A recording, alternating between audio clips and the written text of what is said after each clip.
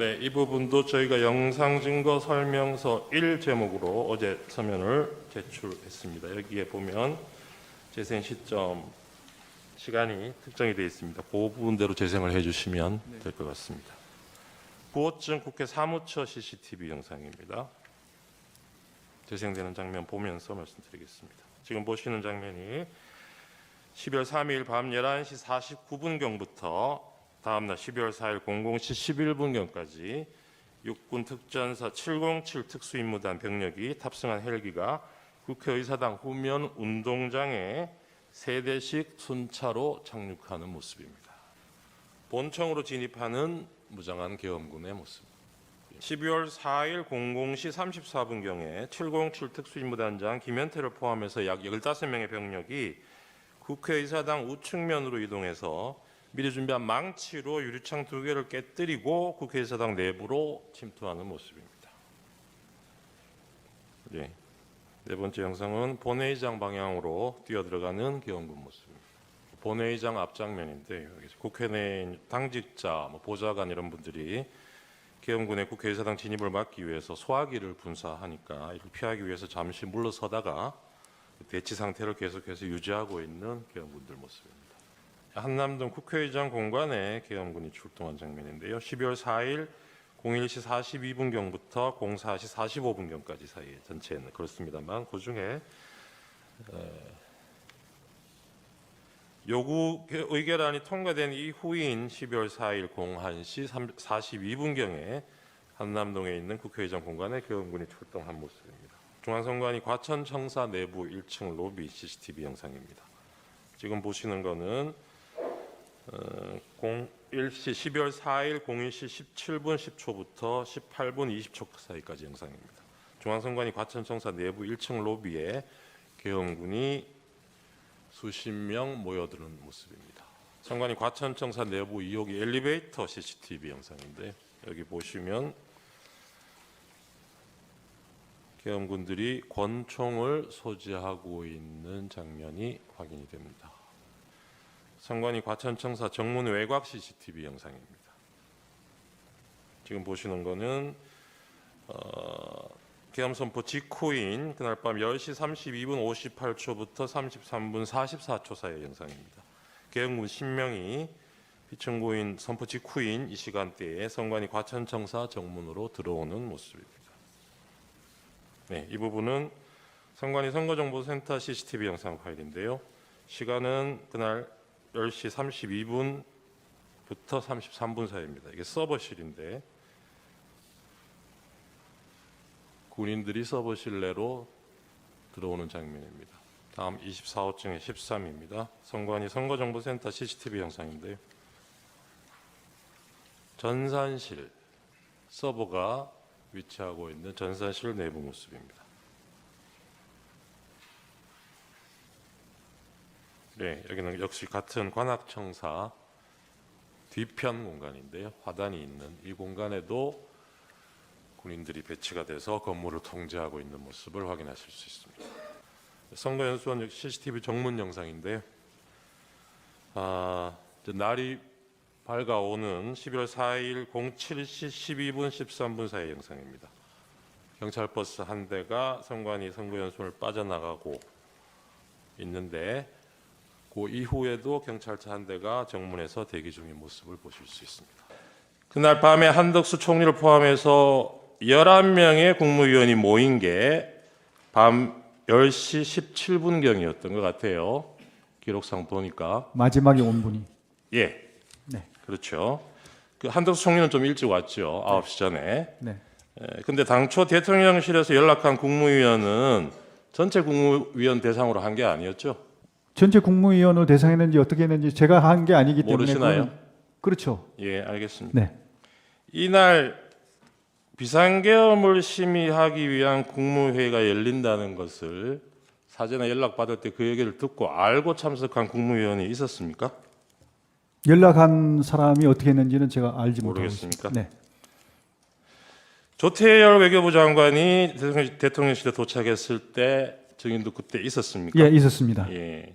그때 집무실에 있었습니까? 예, 집무실에 있었습니다. 집무실에. 그러면 조태열 외교부 장관이 집무실에 들어왔죠. 예. 그래서 그때 피청구인이 비상계엄 선포한다는 얘기를 해줬고 조태열 외교부 장관도 아까 기재부 장관처럼 A4 종이 한 장을 받았다고 그래요. 네. 혹시 그거 보셨습니까? 예. 예.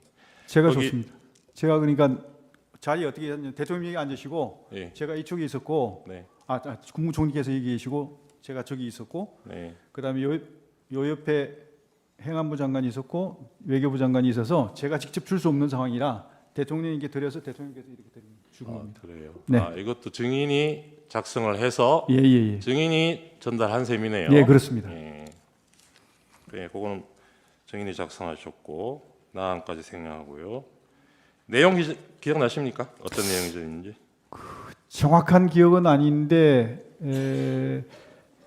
주한 외교단에게 그러니까 주한 우리 한국에 있는 외교사들 있지 않습니까? 네. 외교사들에게 계엄의 취지와 거기에 대해서 좀 설명을 해주고 불안해하지 않도록 그렇게 좀 해줘라. 알겠습니다. 하는 이거 거. 작성하실 때 피청구인 대통령한테 미리 보고하고 아닙니다. 승인을 받았습니까? 이거는 대통령님 관여 사항이 아니고 제가 계엄을 주도하는 주무장관으로서 계엄 주무장관은 다른 국무위원한테 지시할 권한이 아닙니다. 있습니까? 지시한 게 아니고 대통령님의 뜻을 받아서 이렇게 그 업무 협조를 하기 위해서 한 것이죠. 제가요 아까 그 외교부 장관 문건은 지금 현출이 안 돼서 못 보여드리겠는데 네. 기재부 장관 문건을 한번 더 보세요. 네, 보고할 것, 네, 완전 차단할 것, 네, 예산을 편성할 것, 네. 기재부 장관한테 지시하는 내용이지 않습니까? 이거는 대통령에게 보고를 드려야 될 사항입니다. 왜냐하면 저한테 보고하는 게 아니고 이런 예비비 확보가 얼마 됐다는 걸 기재부 대통령- 장관에게 이런 지시를 할 수 있는 권한을 가지고 있는 사람이 누굽니까? 제가 이제 업무 협조를 하면서 요 내용은 대통령에게 보고 드려라 할 수 있지 않습니까? 보고 드려라 이런 그렇죠. 지시를 드린 거라고요. 네, 무슨 말씀인지 잘 이해가 안 되네요. 이 문건은 그 뒤에 나오니까 네. 다시 좀 물어보겠습니다.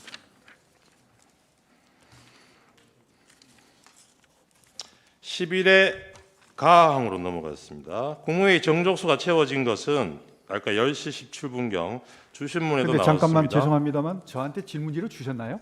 질문지를 원래 안 드려도 됩니다. 줘야 드려야 되는 거. 근데 왜 번호를 얘기하세요? 질문지의 번호가 지금 재판관님들 보시기 편하고 말씀. 저한테는 원래 안 주는 건가요? 네. 듣고 기억나는 대로 말씀하시면 됩니다. 네, 알겠습니다. 아까 주신문에서도 정족수가 채워진 게 10시 17분 오영주 중소기업벤처부 장관이 대접견실에 도착한 때라고 하셨습니다. 기억나십니까? 예, 그래서 11명이 된 거예요. 예, 그리고 피청구인이 대국민 담화하러 브리핑림으로 출발한 게 22분입니다. 10시 22분. 예, 그럴 겁니다. 5분이에요. 22분 정도 됐습니다. 네. 그러면 이 증인이 얘기하는 실제로 국무회의가 있었다고 하는 게 그 회의 개최 시간이 5분이에요. 네, 맥시멈. 네. 네. 그걸 전제로 이때 여러 국무위원들이 반대했던 거는 기억나십니까?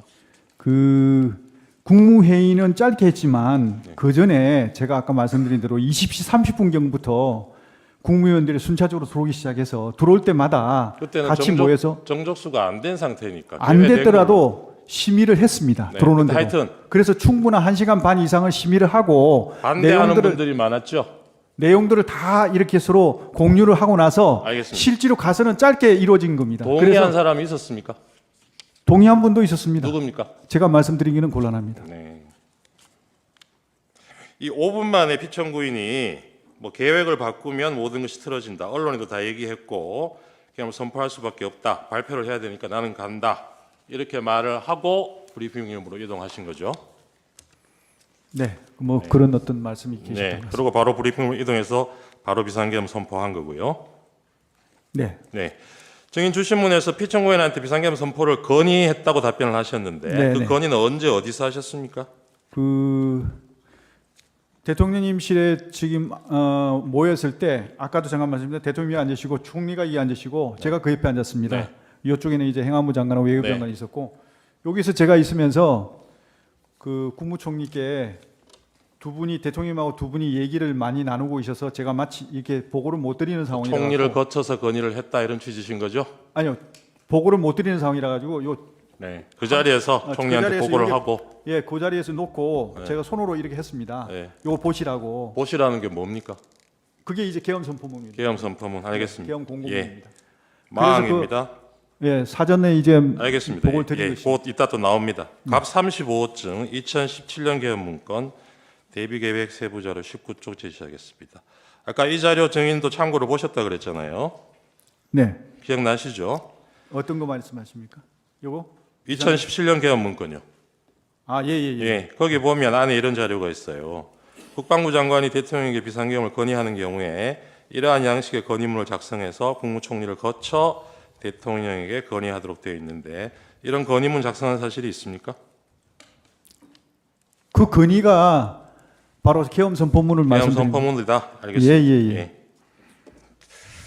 아까도 말씀드렸듯이 국무회의가 정식으로 열렸다 하더라도 그 심의 절차가 5분밖에 안 걸렸어요. 근데 이 당시 국무회의를 정상적으로 개최해서 1시간, 그것도 안 된다면 30분이라도 이 비상계엄이라는 중체대한 이 조치를 할 건지 말 건지 이런 심의를 할 여유도 없을 만큼 급하게 비상계엄 선포를 해야 되는 무슨 긴박한 상황이 있었습니까? 그거는 절차를 지금 준수하기 위해서 원래는 이제 22시에 그 계엄 선포를 할 계획이었었는데 국무위원들 도착 시간이 늦어지면서 정족수가 최소한 이렇게 돼야 되겠다 해서 기다려서 30분 늦게 이루어진 겁니다. 네, 알겠습니다. 그렇게 이루어진 것이지. 그 자리에서 피청구인이 비상계엄은 자신만의 결단이고 이건 뭐 누구하고 의논할 수 있는 일이 아니다 이런 얘기 하셨다는데 기억나십니까? 예, 대통령님의 그 고유 권한이시기 때문에 충분히 그런 말씀은 가능하다고 생각합니다. 알겠습니다. 언론에 그날 밤 10시에 특별담화 나간다는 거는 언제쯤 알렸나요? 언론에?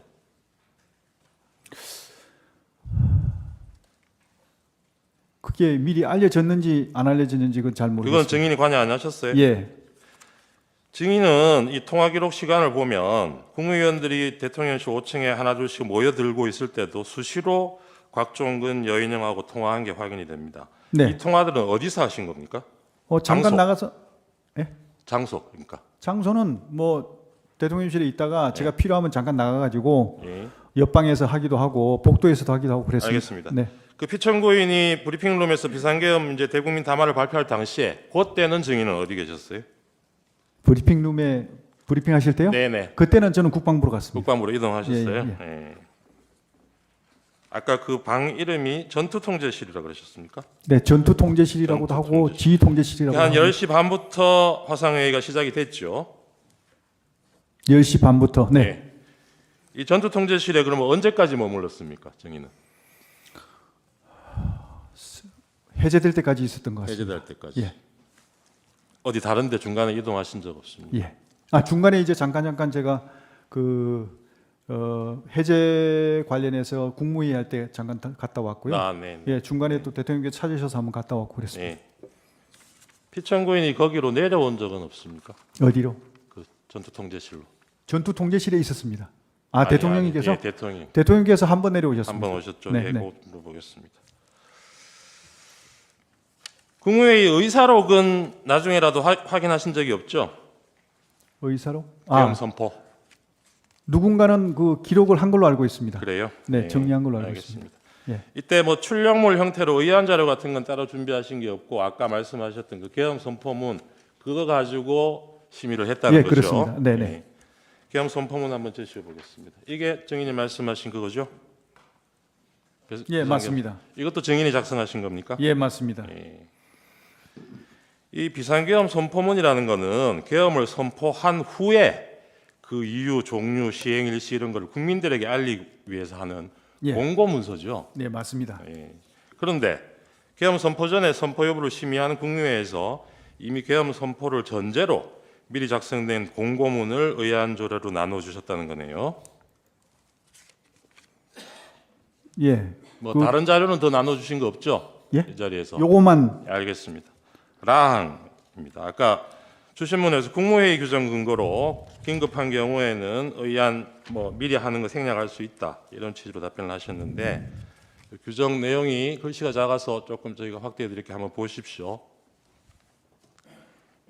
3조 3항을 함께 보면은 중요 사항에 대해서는 의안 제출은 미리 못하더라도 그 경우에도 심의에 필요한 검토 의견 등을 해당 의안에 분명히 밝혀서 제출하여야 한다라고 규정을 하고 있고, 이런 중요 사항에 대해서는 이 검토 자료를 붙여서 제출해야 한다는 건 예외 규정이 없어요. 아무리 긴급한 경우라도. 근데 증인은 아까 그 계엄 선포문 외에 별도로 검토 의견 같은 거는 첨부되어 있지 않았다는 거죠. 다른 자료 없었다면서요. 심의할 때요? 계엄 선포서 말고 네. 국무위원들 심의할 때 네, 맞습니다. 다른 자료는 그거였습니다. 없었다면서요. 예. 예. 13항입니다. 피청구인 대국민 담화하고 한 10분 뒤에 다시 대접변실로 돌아왔죠. 그거는 그때 증인은 모르시겠네요. 그렇습니다. 저쪽에 예. 지휘관에게 주재하고 계셨으니까. 예, 그럼 생략하겠습니다. 예, 기재부 장관 14항 다시 한번 그 문건 제시하겠습니다. 내용은 아까 뭐 본인이 작성하셨다니까 잘 아실 거고, 이 구체적인 문안도 직접 증인이 작성하신 겁니까? 네, 그렇습니다. 타이핑도 직접 하시고요. 네, 그렇습니다. 어떤 컴퓨터로 작성하셨나요? 어떤 컴퓨터로? 노트북으로 했습니다. 노트북 어디에 있는? 제가 가지고 있던 개인 노트북. 어디에 가지고 있던? 관사에. 네. 워드 프로그램 뭐 쓰셨어요? LG 건데 하나 아니요. 그 노트북 묻는 게 아니고 한글 이거 뭐 프로그램 작성하려면 프로그램 띄워놓고 하셨을 거 아닙니까? 제가 과거에 계속 이렇게 기고문을 많이 썼고 네네네. 제가 기고 활동을 많이 했고 방송 활동을 많이 하다 보니까 그 쓰던 게 있었습니다. 네. 거기에 그 프로그램을 가지고 했습니다. 그 프로그램 이름이 뭔지는 모르세요? 제가 그 프로그램 이름 잘 모르겠습니다. 두 번째 항을 보면 임금을 포함해서 국회 관련 자금을 완전 차단한다 이런 내용이 있어요. 네. 이거는 국회 활동을 전면적으로 못하게 하겠다는 의미 아닙니까? 그거 아닙니다. 그게 아니고 국회를 통해서 지원되는 그런 지급되는 그런 이제 각종 지원금 이런 어떤 그 보조금 이런 것들을 임금도 있어요. 임금. 이건 임금비가 아닙니다. 그러면 아시다시피 임금을 명목으로 해서 어떤 부당하게 나가는 것들 이런 것들을 색출해서 차단하라 이런 뜻이죠. 요 세 줄짜리 문장에 뭐 많은 뜻이 포함되어 있네요. 그렇습니다. 그다음에 지금 제일 문제되는 국가비상입법기구 아까 뭐 답변을 하셨는데 여기에 국가비상입법기구 명시적으로 이렇게 돼 있어요. 증인이 작성하셨다니까 맞습니다. 물어보는데 예. 증인 근데 아까 이거를 긴급재정입법권 의미라고 이렇게 말씀하셨는데 네. 그 둘을 구분을 못 하세요? 제가 이걸 넣은 배경은 아까도 잠깐 말씀드렸지만 대통령께서 평상시에 그런 어떤 그 아쉬움을 많이 표현을 하셨습니다. 이게 참 정부 여당에서 이렇게 참 그 민생 살리기, 경제 살리기를 위해서 입법 활동을 하면서 막 법안을 이 100개 이상을 이렇게 참 했는데 다 거대 야당에 차단되고 그러다 보니까 이게 참 이런 것들이 알겠습니다. 아까도 제대로 몇 개만 살려도 거기까지 국민의 듣겠습니다. 삶이 훨씬 더 좋아질 텐데 하는 아까 아쉬움 때문에 문건 요 하단에 페이지 표시 8인지 6인지 돼 있는 거 이건 증인은 모르는 거라고 하셨죠? 모르는 게 아니라 이건 없었던 겁니까? 예. 혹시 증인이 사용하신 이거 작성하실 때 사용하셨던 그 워드 프로그램에 밑에 페이지 표시가 나오지 않던가요? 한 장씩 한 장씩 있기 때문에 예. 페이지 안 넣습니다. 한 장씩이라고 하면 다른 건 또 뭐가 있었나요? 기재부 장관뿐만이 아니고 예. 외교부 장관도 있었고 또 그 경찰청장 또 국무총리 네. 총리 것도 있었습니까? 예. 그래서 행안부 것도 행안부 있었어요. 장관도 있었고 네. 그러다 보니까 네. 이거는 제가 이제 비상계엄을 주도하는 주무장관으로서 대통령께서 그 관련 부처에 필요한 협조 사항이 있으면 협조를 하라고 지시를 하셨기 때문에 지침을 주셨기 때문에 그렇게 여러 거기에 장 따라서 작성하셨으면 밑에 페이지 표시가 있어도 뭐 별로 이상할 건 없네요. 이상하죠. 알겠습니다. 증인 아까 계엄사령관은 피청구인이 결정하셨다고 그랬는데요. 네. 육참 총장을 계엄사령관으로 결정한 시점이 언제쯤입니까? 12월 1일 같습니다. 네, 알겠습니다. 네. 아까 이 국무위원들 모였을 때 부처별로 그 기재부 장관한테 줬던 것처럼 그런 문건을 하나씩 나눠주셨다고 했는데 총 몇 장이나 준비하셨어요? 제가 정확히 기억은 안 납니다만 대충 아까 말씀드린 대로 하면 3명, 5, 6, 한 6장, 7장 정도 될 것 같습니다. 6, 7장. 네. 아까 행안부 장관, 국정원장 또 어디 있었죠? 국무총리도 있었다 그러셨고. 네. 맞습니까? 외교부 장관. 예, 예. 행안부 장관 혹시 쪽지에 적혀 있던 내용 기억나십니까? 아, 그거는 경찰하고 똑같았습니다. 경찰하고 똑같은데. 아, 경찰청장. 예, 청장들한테 준 거랑 알겠습니다. 그다음에 16호증하고 17호증의 다의 1항으로 넘어가겠습니다. 증인이 포고령 초안 증인이 작성하셨다 그랬지 않습니까? 그죠? 예. 그런데 피청구인 지시로 야간 통행 금지 부분을 삭제했다고 하셨죠. 예, 예. 피청구인이 포고령에서 나머지 부분 수정한 부분은 없습니까? 예, 없습니다. 예. 갑 35호증 중에 28쪽 쪽수는 모르겠습니다. 79년 포고문, 2017년 포고문 제시하겠습니다. 아까 그 참조하셨다는 2017년 개헌 문건에 들어 있는 겁니다. 1979년 그러니까 11.6 사태 때 개헌 포고문이에요. 이것도 네. 이때 한번 보셨죠? 예, 그렇습니다. 예, 그리고 2017년은 그것도 한번 보여주시죠. 이건 뭐 실제 상황은 아니고 이 개헌 문건 작성하면서 아마 참고용으로 작성이 된 것 같은데 이것도 보셨을 거고요. 네, 네. 여기 보면 두 건 다 야간 통행 금지 조항이 포함되어 있습니다. 예, 증인 맞습니다. 이거 보고 아마 초안에도 같은 내용 넣으셨던 네. 모양이죠. 네. 예. 방갈로 사망입니다. 그런데 증인이 작성한 이 사건 포고령 1항에는 아까 보셨듯이 국회와 지방의회, 정당의 활동과 정치적 결사, 집회 시위 등 일체의 정치 활동을 금한다라고 되어 있습니다. 네. 근데 이 국회의 정치 활동을 금지하는 포고령은 아까 앞에 보여드렸던 1979년 포고문이나 2017년 포고문은 물론이고 1961년 5.16 쿠데타 이후에 있었던 6번의 포고문 어디에도 등장하지 않습니다. 네. 증인 어떤 포고문을 보고 이 조항을 참조해서 넣은 겁니까? 그거는 혹시 그 보셨는지 모르겠는데요. 12.12 사태 이후, 그러니까 12.6 때 계엄이 선포됐지 않습니까? 네. 그러다가 이제 12.12 때 또 추가로 이제 네, 계엄이 되면서 네. 확대했습니다. 네. 5.18 개헌 네, 말씀하시는 5.18 건가요? 전에 예. 5월 17일 날 했을 17일? 거예요. 예. 네. 그때 그게 포고령 10호가 나갔을 겁니다. 아마. 네. 그때 보면 거기에 모든 정치 활동을 금한다고 되어 있습니다. 알겠습니다. 예. 예. 근데 72년 10월 17일 10월 유신 계엄이 있었지 않습니까? 네네. 이때 포고문도 혹시 보셨어요? 그때 봤는데 보긴 봤는데 제가 기억이 정확히 안 납니다. 어떤 예, 내용? 여기도 보면 네네. 모든 정치 활동 네. 목적의 집회 및 있었을 시위를 겁니다. 금한다는 예. 조항이 있어요. 맞습니다. 그 이것도 그렇고 아까 네. 80년 5월 네. 17일 계엄 예예예. 그 당시에 포고문을 보고 만든 거라 하셨죠. 그 80년 근데 그거는 그걸 보고 잠시만 제가 질문하겠습니다. 80년 비상계엄 확대 조치에 대해서 대법원이 그걸 어떻게 평가했는지는 혹시 알고 계십니까? 예? 80년 5월 17일에 비상계엄 확대 조치에 대해서 대법원이 그 조치를 어떻게 평가했는지는 알고 계시느냐고요. 네, 정확히 기억나지 않습니다. 네, 나중에 한번 확인해 보십시오. 우리 헌법하고 개헌법은 비상계엄 상황에서도 국회의 권한은 제한할 수 없는 것으로 규정하고 있습니다. 증인 포고문 초안 작성할 때 이런 사실은 알고 있었습니까? 국회 뭐라고? 계엄하더라도 국회의 권한은 제한할 수 없는 예, 예, 것으로 예. 규정하고 예. 알고 있었어요. 그런데 이런 1항을 넣으셨다는 거죠. 아, 그래서 알겠습니다. 국회에 피청구인도 이 1항 내용 보고 아무런 문제 제기를 안 했습니까? 대통령도. 네. 네. 그 특별한 언급은 없으셨습니다. 국회가 계엄 해제 요구 의결을 하는 게 정치 활동입니까 아닙니까? 그거는 뭐 정치 활동이 아니라고 생각합니다. 아 그렇습니까? 예.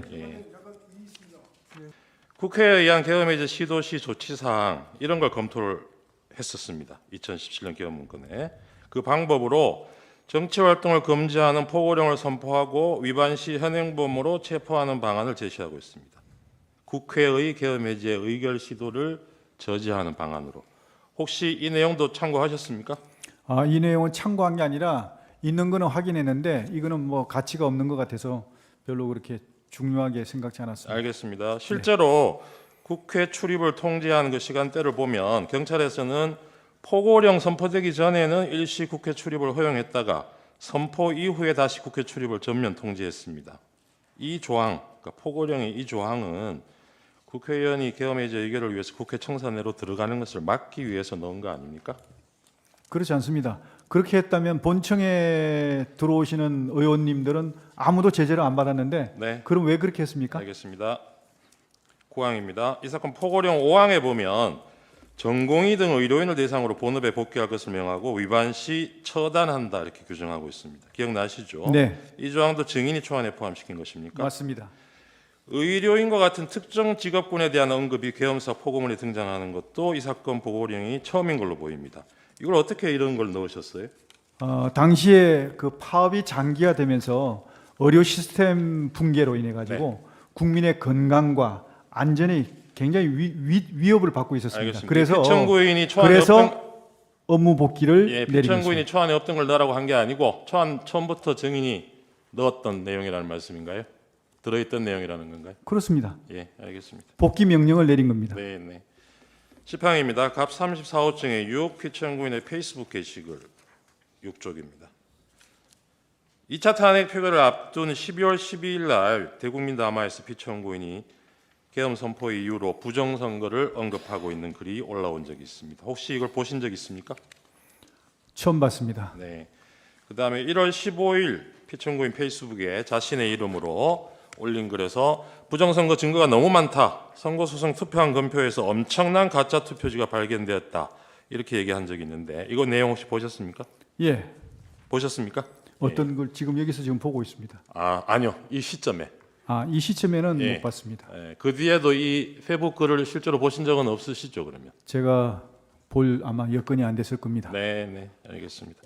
평소에도 부정선거 얘기를 많이 하셨나요? 피청구인이? 부정선거에 대해서는 관심을 많이 가지신 게 그중에 잠깐만 좀 말씀드리겠습니다. 아니 잠시만요. 제가 부정선거 증거가 너무 많다.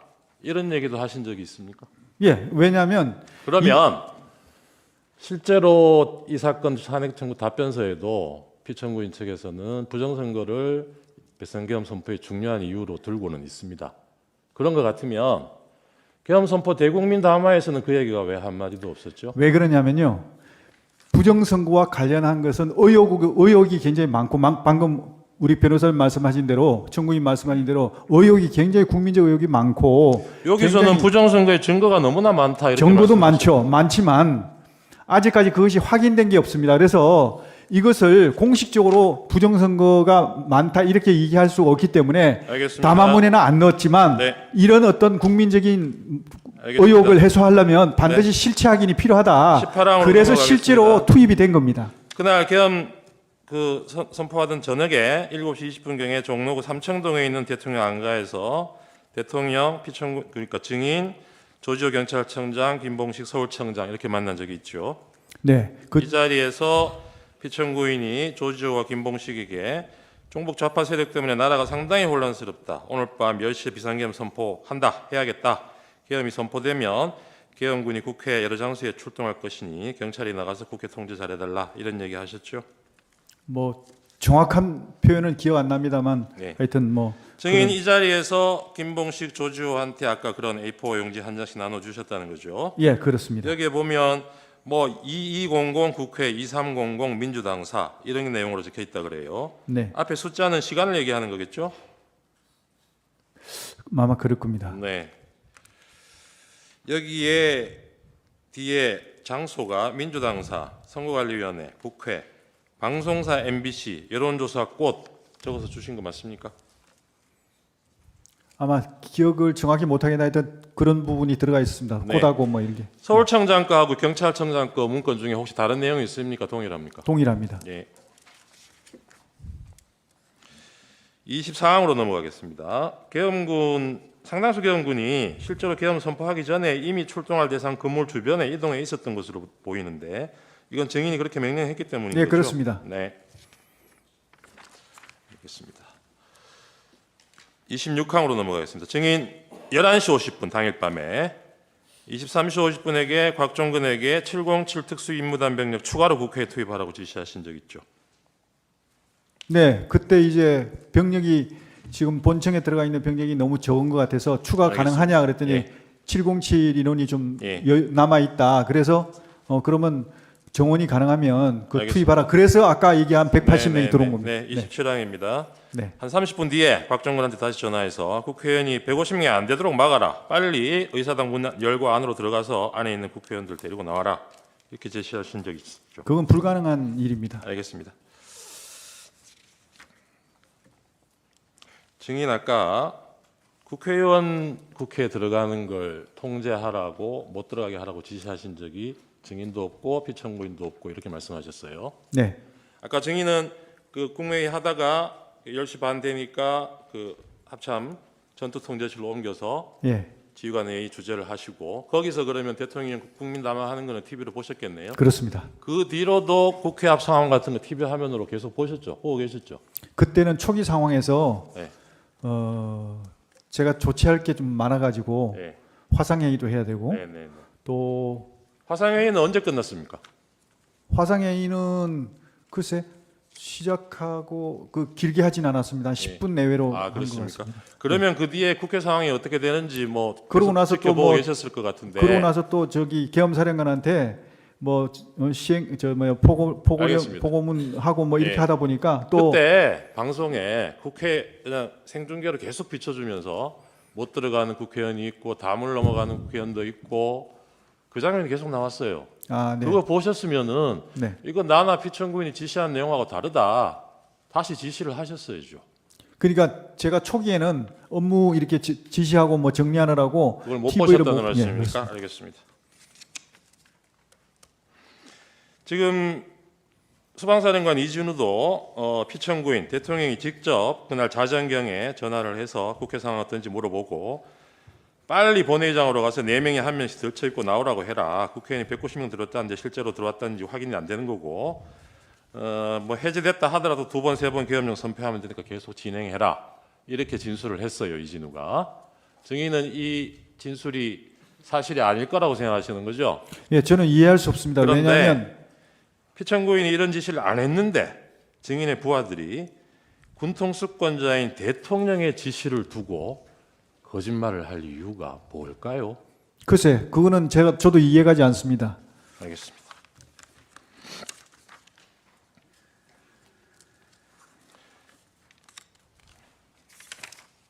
아까 추신문에서 의원들을 끌어내라고 한 것이 아니라 국회 안에 들어가 있던 요원들을 빼내라고 한 것이다. 이런 취지의 네. 답변을 하셨죠. 네. 이 본회의 의사당 안에는 들어가 있던 요원들이 있었습니까? 없었습니다. 없었죠. 그리고 의원들이 아니고 요원들일 것 같으면 이 군인들이라는 얘기잖아요. 그렇습니다. 그러면 그 철수하라고 그냥 말로 지시하면 되지 뭘 끌어냅니까? 그게 아니고요. 지금 이제 우리 군병력들 요원들하고 국회 그 있는 직원들하고 이렇게 지금 밀고 당기고 하면서 굉장히 혼잡한 상황이 있어가지고 제가 그 상황을 보고받는 순간 야 이거 잘못하다가 알겠습니다. 압사 사고가 나겠다. 네네. 그래서 이렇게 되면 국민의 피해도 생기지만 우리 장병들도 피해 생기니까 네. 일단 빼라. 예, 그래야만 알겠습니다. 이게 이 저 충격이 완화될 수 있지 않냐. 알겠습니다. 그 얘기입니다. 예, 32항으로 넘어가겠습니다. 포고령 발표된 이후에 11시 23분경에 계엄사령관 박안수에게 전화해서 조지호 청장에게 포고령에 대해서 알려주라고 지시를 했습니다. 누가? 대통령이, 피청구인이. 혹시 이 내용 알고 계십니까? 보고받지 못했습니다. 맞지 못했어요? 네. 예, 알겠습니다. 증인 비상계엄 해제 요구한 가결이 그날 1시 뭐 조금 넘어서 됐잖아요. 그 전에 한 30분 전에 여인영에게 다른 사람 제쳐두고 앞에 알려줬던 그 명단 중에 다른 사람 제쳐두고 이재명, 우원식, 한동훈 3명을 우선 체포해라. 이렇게 지시하신 게 있습니까? 없습니다. 그러면 여인영도 그렇죠. 이런 지시를 안 받았는데 여인영이 그 앞에 받았던 14명 중에 이 3명을 특정해서 우선 체포하라고 지시할 이유가 뭘까요? 그 상황 자체가 그때 아까도 말씀드렸지만 혐의도 없고 체포할 수 있는 기구도 구성이 안 됐습니다. 알겠습니다. 구성이 안 돼 있는데 무슨 놈을 체포를 합니까? 네, 네. 이 명단은 누가 정해준 겁니까? 14명. 14명 제가 아까 말씀드린 대로 14명을 특정한 게 아니고 제가 이렇게 쭉 그 이 주요 포고령 위반 우리가 있는 그런 어떤 정치인들 주요 인물들을 이렇게 쭉 얘기해주고 그리고 이제 네 그리고 또 그 관심 있는 인원들 이런 어떤 몇 명이 예. 얘기해주고 이렇게 했지 예. 몇 명을 딱 특정해서 얘기한 게 아닙니다. 네, 36호증에 36번의 가항. 증인 문상호한테 그리고 노상원도 마찬가지죠. 여인영 성관이 출동 지시 하신 적이 있죠. 예, 그렇습니다. 예. 다항으로 넘어가겠습니다. 갑 15호증의 1. 증인 기소에 관한 검찰 보도자료 10쪽 제시하겠습니다.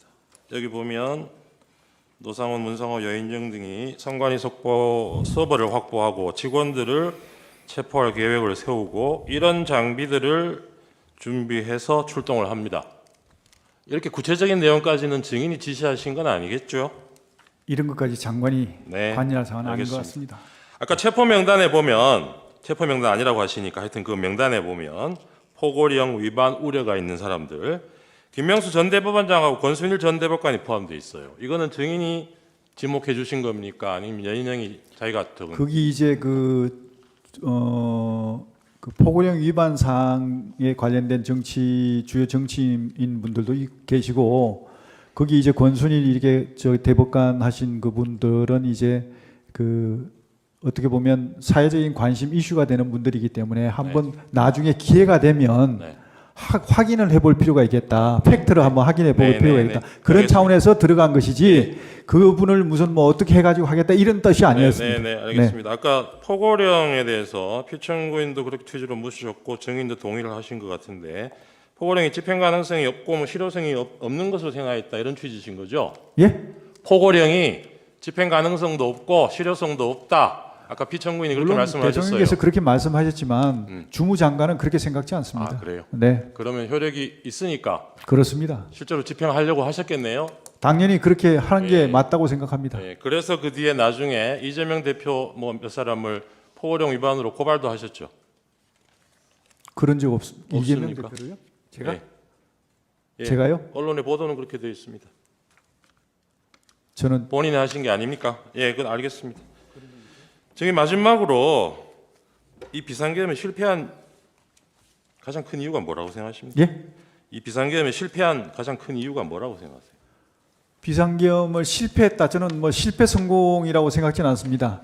왜냐하면 애당초 이렇게 대통령께서 아까 말씀 계셨지만 이게 뭐 오래 할 것은 아니라는 생각을 가지고 계셨고 실제로 인식 자체가 그 다수당의 어떤 그런 그 폐악질 이런 어떤 국회 이 폐악질에 대해서 경종을 울리는 차원이었기 때문에 네. 이번에 이런 경종을 충분히 국민들께 울렸다는 측면에서는 그렇게 저는 뭐 실패라고 생각지는 않습니다. 알겠습니다. 네. 그런 경고형이었다면 네. 그 국무위원들 모였을 때 이게 경고형이다 이런 얘기는 왜 안 하셨어요? 그런 걸 얘기하는 것은 그거는 전략적인 차원이지 그런 얘기를 하는 건 안 맞죠. 알겠습니다. 이 그거는 실패한 이유에 지휘관님만 알고 대해서 저는 그날 뭐 시민들이 빨리 모여가지고 경군하고 이걸 막고 그리고 국회에서도 신속하게 대처를 해서 막은 덕도 있지만 그 못지않게 중요한 이유 중에 하나가 이 현장에 동원됐던 군인들이요. 정혜 혹시 본인 수사 기록 한번 보신 적 있습니까? 네. 본인 수사 기록 한번 보신 적 있어요? 저 그 수사 영관급 장교들 진술의 내용 한번 보신 적 있어요? 그거는 못 봤습니다. 여기 보시면 대부분의 영관급 장교들이 이날 자신들이 무슨 임무를 받고 여기 가서 뭘 할지를 모르는 상태에서 출동 지시를 받고 갑니다. 근데 현장에 가서 보니까 내가 총을 들고 상대에 대적해야 될 사람들이 국회의원들이고 시민들이고 이런 거예요. 선거관리위원회고. 그래서 상당수 군인들이 이건 뭔가 아닌 것 같다. 이렇게 진술을 하는 사람들이 많습니다. 그런데 그 실패 요인이 아까 그런 덕도 있지만 저는 못지않게 큰 것 중에 하나가 이 증인이나 피청구인이 이 계엄에 말하자면 실행 인력으로 동원했던 이 군인들조차도 이 계엄의 명분을 설득하지 못했기 때문이 이렇게 생각합니다. 어떻게 생각하세요? 그것은 한번 나중에 평가를 해보겠습니다. 네, 이상입니다. 네.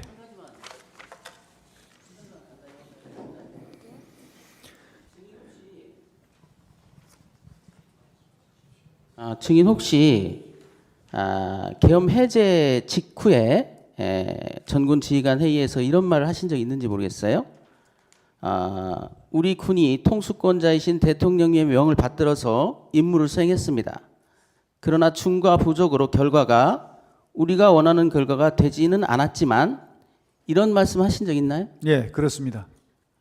여기서 원하는 결과는 뭐였습니까?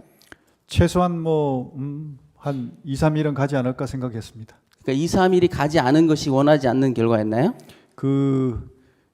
충분히 국회의 폐악질에 대해서 국민들에게 더 명확하게 알려야 되는데 그렇게 알리지 못한 것, 그리고 선관위에 대한 어떤 그런 부정선거에 대한 실체를 좀 며칠이라도 해서 확인을 해갖고 국민들께 알려줘야 되는데 그렇지 못한 거, 이런 것들이 아쉬운 것이죠.